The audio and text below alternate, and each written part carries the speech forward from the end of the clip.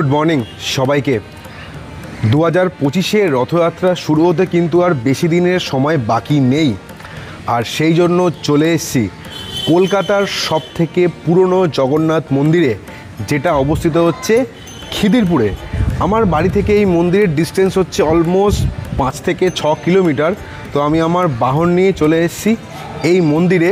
তো তোমাদেরকে তো এই মাসে আমি অলরেডি পুরীর ভিডিও দেখিয়েছি, আমি যে নতুন জগন্নাথ মন্দিরটা হলো রুবির ওখানে, ওটাও তোমাদের দেখিয়েছি। এবার তোমাদের দেখাবো কলকাতার সবথেকে পুরনো জগন্নাথ মন্দির, যা কিন্তু পুরীর আদলে তৈরি করা। তো চলো, আমি অলরেডি কিন্তু মন্দিরে এসে গেছি। এবার তোমাদের ফার্স্টে বলে নিচ্ছি যে তোমরা এই মন্দিরে আসবে কিভাবে, আর যদি তোমরা নিজের গাড়ি নিয়ে আসতে চাও পার্কিংয়ের ব্যবস্থা কেমন কি আছে, মন্দিরের সময়সীমা, আর এখানে কিন্তু ভোগ প্রসাদও খাওয়ানো হয়, তার জন্য আগের দিন ফোন করে বলতে হয়, কুপন কাটতে হয়, সবই তোমাদের বলবো। তো চলো আগে তোমরা শুনে নাও প্রথমে যে এই মন্দিরে তোমরা আসবে কিভাবে। তোমরা যদি এই মন্দিরে বাসে করে আসতে চাও তাহলে তোমাদের নামতে হবে খিদিরপুর ট্রাম ডিপো বাস স্টপে। সেখান থেকে 5 থেকে 7 মিনিট হেঁটে তোমরা পৌঁছে যাবে মন্দিরে। আর যদি তোমরা চক্ররেলে করে আসতে চাও তাহলে তোমাদের নামতে হবে খিদিরপুর স্টেশনে। সেখান থেকে 5 থেকে 7 মিনিট হেঁটে তোমরা পৌঁছে যাবে মন্দিরে। আর যদি তোমরা মেট্রো করে আসতে চাও তাহলে তোমাদের নামতে হবে যতীন দাস পার্ক মেট্রো স্টেশনে। সেখান থেকে অটো ধরে খিদিরপুর ফ্যান্সি মার্কেট টপকে ট্রাম ডিপো থেকে উল্টো দিকে বাঁদিকের গলিতে ঢুকলেই তোমরা পৌঁছে যাবে মন্দিরে। যেমন তোমরা দেখতে পাচ্ছ, এটাই হচ্ছে মন্দিরের মুখ্য এন্ট্রি গেট। দেখতে পাচ্ছ দুদিকে দুটো সিংহের স্ট্যাচু আছে, এটাই হচ্ছে সিংহদুয়ার। পুরীর জগন্নাথ মন্দিরের 4খানা দুয়ার আছে, কিন্তু এখানে ছোট জায়গার মধ্যে করা, সেটা 4টে দুয়ার নেই, শুধুমাত্র একটা দুয়ারই আছে, সেটা হচ্ছে সিংহদুয়ার। আর এই সিংহদুয়ারের ঠিক বাঁদিকে জুতো রাখার কাউন্টার আছে। দেখো তোমরা, মোটামুটি অনেকই বড় কাউন্টার আছে এখানে, যেখানে তোমরা জুতো রেখে যেতে পারবে মন্দিরের ভেতরে। মন্দিরের ঠিক বাঁদিকে রয়েছে মা বটমঙ্গলার মন্দির। তো চলো ভেতরে যাওয়া যাক।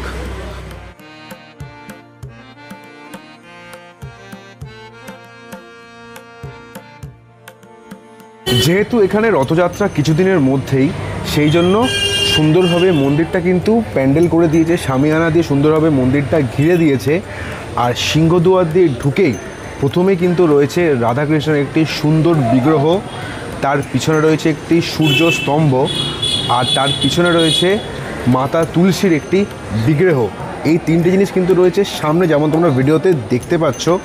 তার ঠিক ডান দিকে রয়েছে যজ্ঞ মঞ্চ, যেখানে কিন্তু বিয়ে, অন্নপ্রাশন, পৈতে সব কিন্তু অনুষ্ঠিত হয় এখানে, যেটা তোমরা এখন দেখতে পাচ্ছ।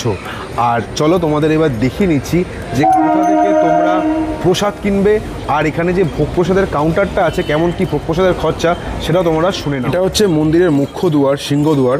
আর ঢুকেই দেখতে পাচ্ছ তোমরা ডান দিকে, এখানে তোমরা প্রদীপ, ধূপকাঠি এখানে তোমরা জ্বালাতে পারবে। আর এর ঠিক অপোজিটে দেখতে পাচ্ছ এখানে একটা মালার কাউন্টার আছে। আর এর ঠিক পাশেই দেখো তোমরা পুজোর ভোগ সামগ্রী কেনার একটা কাউন্টার রয়েছে, আর তার পাশেই রয়েছে হচ্ছে প্রসাদের কুপনের কাউন্টার। তো চলো ওইদিকে যাওয়া যাক।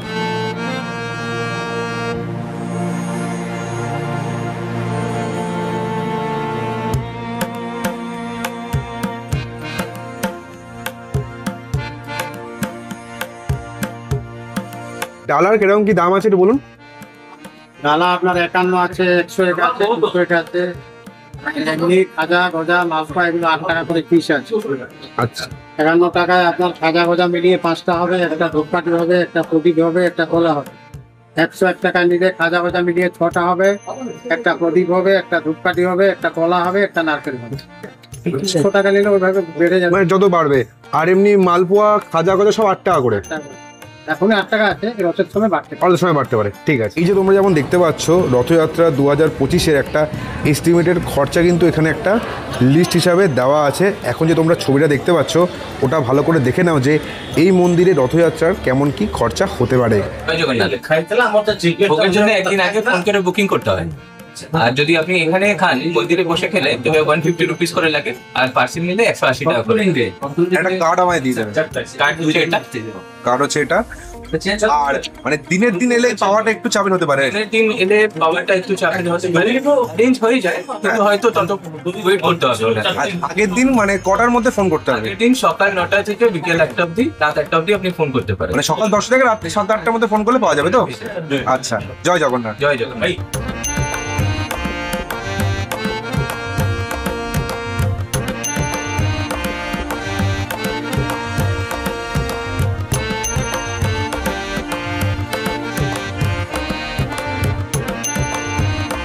মন্দিরের ওপরে তো আমি চলে এসছি। সিঁড়ি দিয়ে উপরে উঠেই প্রথমেই রয়েছে গরুর ভগবানের একটি মূর্তি, তার ঠিক অপোজিটে রয়েছে মুখ্য মন্দির, যেখানে বিরাজমান আছে জগন্নাথ দেব, বলভদ্র এবং তার বোন সুভদ্রা। সেটা তোমাদের পরে দেখাবো, তার আগে এই পুরো মন্দির চত্বর ভালো করে তোমাদের ঘুরিয়ে দেখাচ্ছি। এই মন্দিরে কিন্তু আরও অন্যান্য দেবদেবীর 5-6টি ছোট ছোট মন্দির আছে, সেগুলো তোমাদের প্রথমে ঘুরিয়ে দেখাই। তারপরে মন্দিরের গায়ে এত সুন্দর কাজ, ভগবান বিষ্ণুর বিভিন্ন অবতারের কিন্তু এখানে মূর্তি রয়েছে, সেগুলো তোমাদের দেখাই। তারপরে এখানকার একজন পুরোহিত মশাই থেকে এই মন্দির সম্বন্ধে অনেক তথ্য তোমাদেরকে জানাবো। তো চলো একটার পর একটা তোমাদেরকে দেখাই।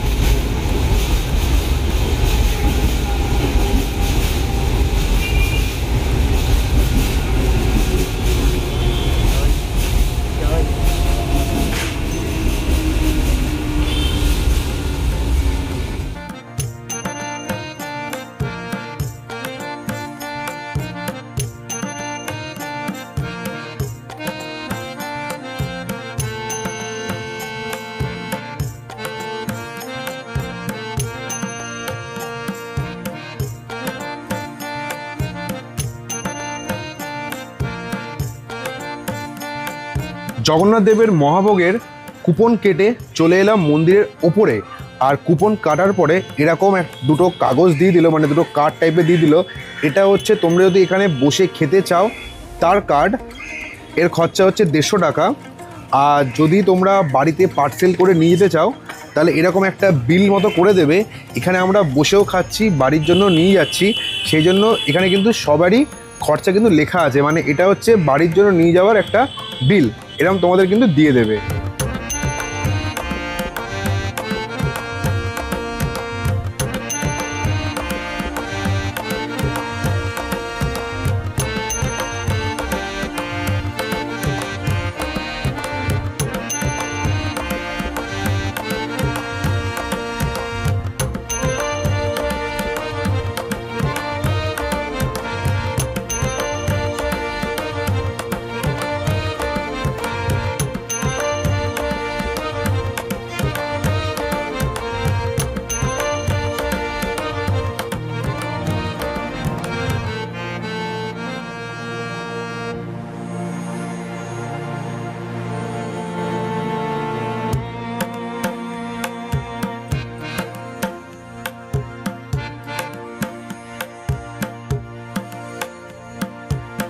জগন্নাথ, জয় জগন্নাথ। মন্দির সকালে 6টারে খোলে, 1টারে বন্ধ হয়, বিকেলে 4টারে খোলে, রাত্র 9টারে বন্ধ হয়। সকালে 6টারে মঙ্গলা আলতি হয়, 8টারু 8:30 মধ্যে বল্লভ ভোগ হয়, 12টারু 12:30 মধ্যে মধ্যাহ্ন ভোগ মধ্যাহ্ন আলতি হয়। আর বিকেলে ফের 4টারে খোলে, আলতি হয়। তারপরে সন্ধ্যার সময় সূর্য অস্ত দেখি, এখানে পঞ্জিকা অনুসার সূর্য অস্ত দেখি, সন্ধ্যা আলতি হয়। রাত শয়ন আলতি 8টারু 8:30 মধ্যে হয়। তারপরে গীত গোবিন্দ পাঠ হয়, তারপরে প্রভু ফটোটা বন্ধ হয়। যে এখানে প্রসাদ মহাপ্রসাদ হয়, এখানে যে প্রসাদ পাবো একদিন আগে ফোন করি, এখানে ব্যবস্থা আছে বলা যায়।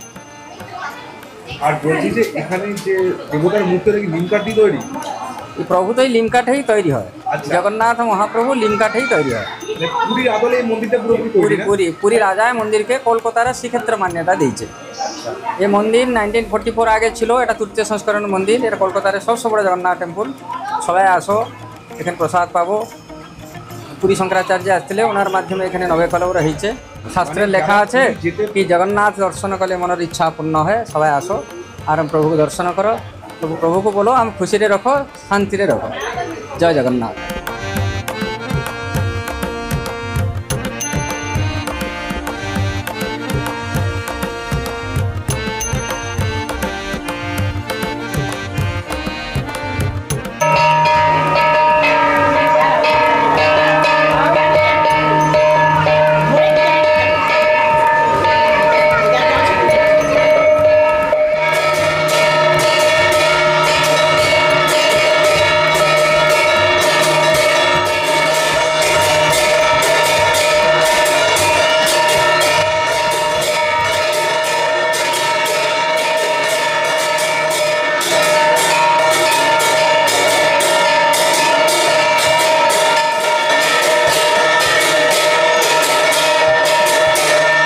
যে ভোগ আরতি ঘড়িতে সময় এখন 12:30। তোমাদেরকে তো একটু আগে দেখালাম যে জগন্নাথ দেবকে ভোগ অর্পণ হয়ে গেছে, তার সঙ্গে জগন্নাথ দেবের কিন্তু আরতিও কমপ্লিট হয়ে গেছে।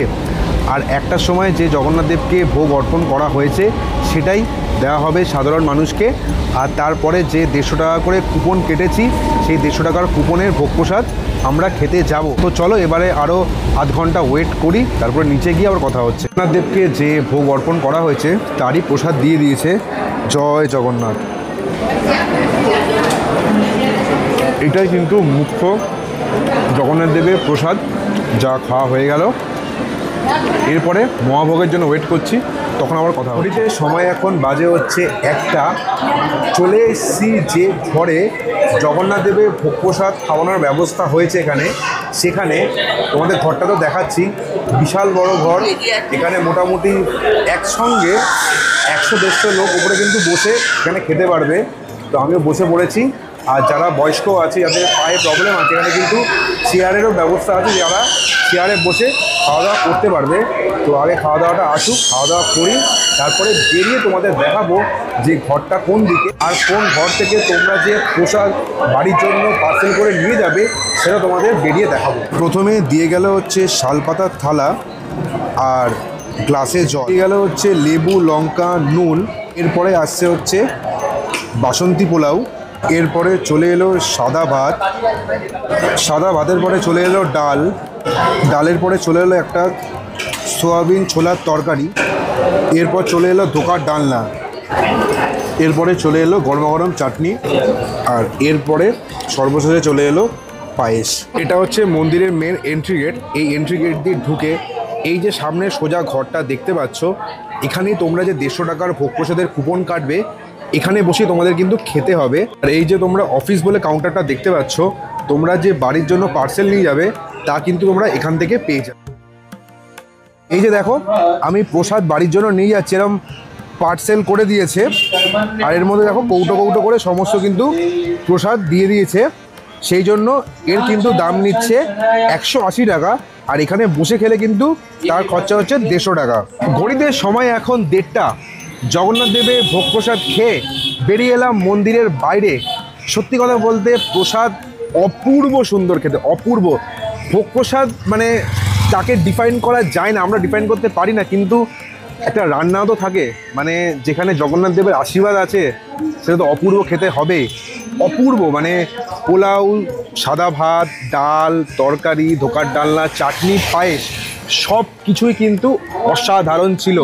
তো এই বছর আমার কপালটা এতটাই ভালো যে পুরীতে গিয়ে জগন্নাথ দেবের মহাপ্রসাদ খেতে পারলাম, কলকাতার সবথেকে পুরনো মন্দিরে এসে জগন্নাথ দেবের প্রসাদ খেতে পারলাম, বাড়ির জন্য নিয়ে গেলাম। অপূর্ব লাগলো কিন্তু। আর মন্দিরের টাইমিংস কী আছে, মন্দিরের যাবতীয় ডিটেলস তোমার সাথে শেয়ার করলাম। আজকে হচ্ছিল একটু বৃষ্টি, কিছুদিনের মধ্যেই শুরু হচ্ছে এই 2025-এর রথযাত্রা। তো তোমরা যদি দীঘা, পুরী না যেতে পারো তাহলে কিন্তু তোমরা এই কলকাতার সবথেকে পুরনো জগন্নাথ মন্দিরে এসে জগন্নাথ দেবের রথযাত্রা দেখতে পারো। আর জগন্নাথ দেবের মহাভোগ কিন্তু তোমরা খেতে পারো। তো আজকের ভিডিওটা কেমন লাগলো অবশ্যই কিন্তু কমেন্ট করে জানাবে।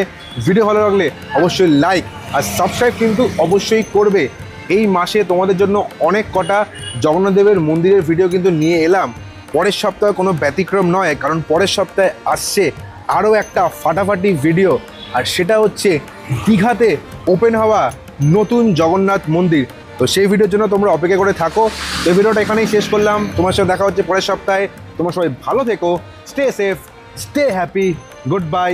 দেখা হচ্ছে আবার পরের সপ্তাহে। টাটা, জয় জগন্নাথ।